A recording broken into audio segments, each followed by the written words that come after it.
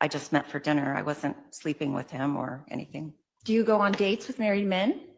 I'm going to Not object naturally? Argumentative. I'm going to also object under 611 for harassment. All right. I'll sustain the objection. Your Honor, do I not have a right to cross-examine this witness for what she has already testified to? You can cross-examine her about what she's testified to. So you did go on a date with a married man, I went on a date with Charles. but you did not know he was married. I knew his divorce was not final. His divorce was not started. Okay. Okay. So in your text messages, you asked Charles if he was a good kisser. Is that correct? Maybe, sure. Did he answer that text message? I'm gonna sure. object to I'm sure he did. relevance. Again, 611 harassment. I'll sustain the objection for relevance and hearsay.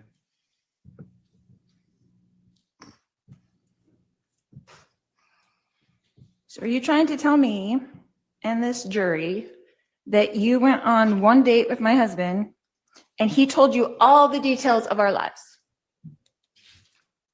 I'm telling you the truth, and that's what I know. So you spent your whole date getting to know each other, talking about me. Don't flatter yourself. No, we did not spend the whole time talking about you.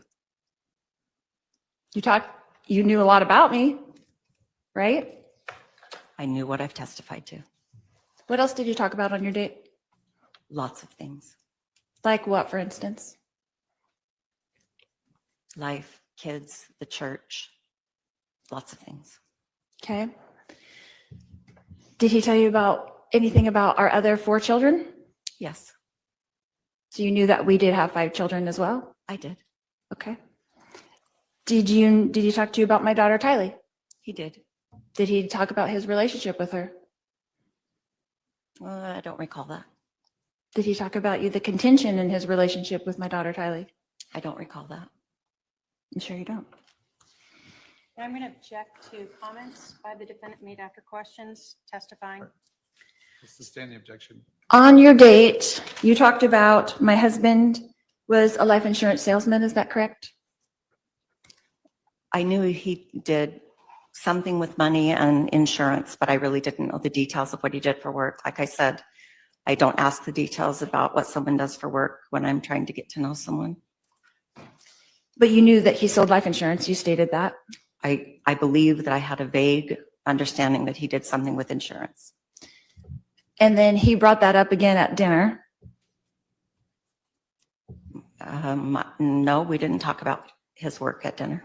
I thought you said you did talk about, and correct me if I'm wrong, you said you did talk about that he changed the life insurance policy at dinner. Well, you were asking me if we talked about that he sold insurance, which that didn't happen. But yes, he did tell me that he changed the beneficiary of his life insurance policy at dinner. Did he tell you how much his life insurance policy was for? Yes, he did. What did he say? $1 million. Did he tell you how much my life insurance policy was for? I do not recall. You don't recall? We didn't talk about you very much in that vein.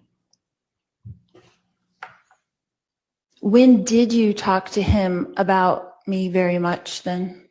If it wasn't at dinner, was it in your text messages?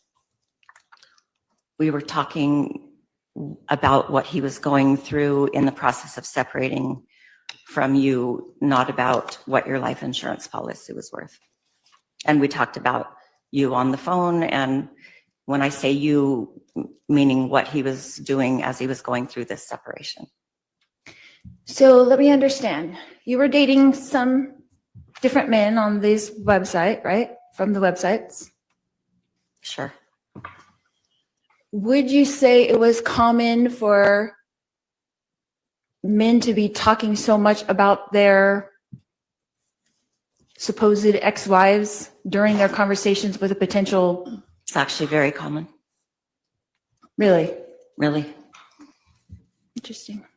And again, Your Honor, I'm All right. going to object to the defendant making comments after her questions. and I'm use sorry, Your restraint. Honor. I won't do that again. All right, please stop. I'll now. just ask the questions. Thank you.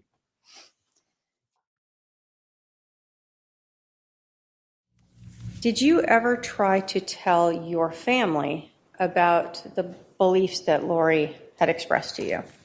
Yes. What was your family's reaction? One of the reaction was she's in a delusion. Let her do whatever she's doing and she'll come out of it at some point.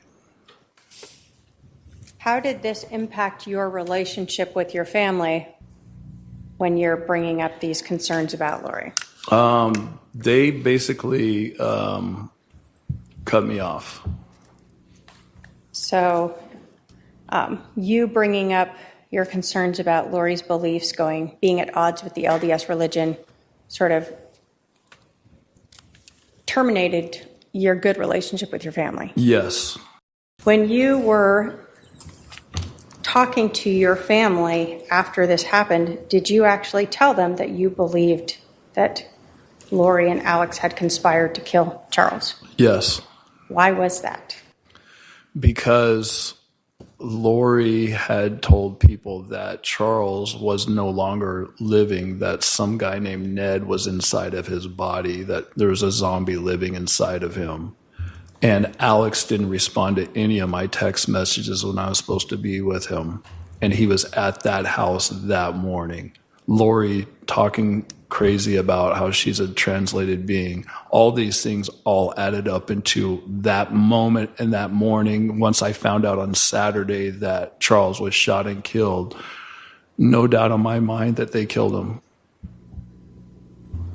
That's a feeling that I got. And you told your family that? Yes. And so I was still at the nail salon trying to get out of there. And he called and he said, he's dead. I Googled him and he's dead. Alex killed him yesterday. And I mean, that was just like, it was horrible.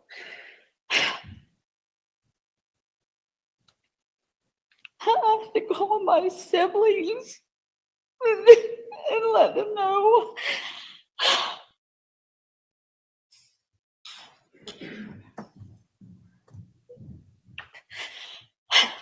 Thank you.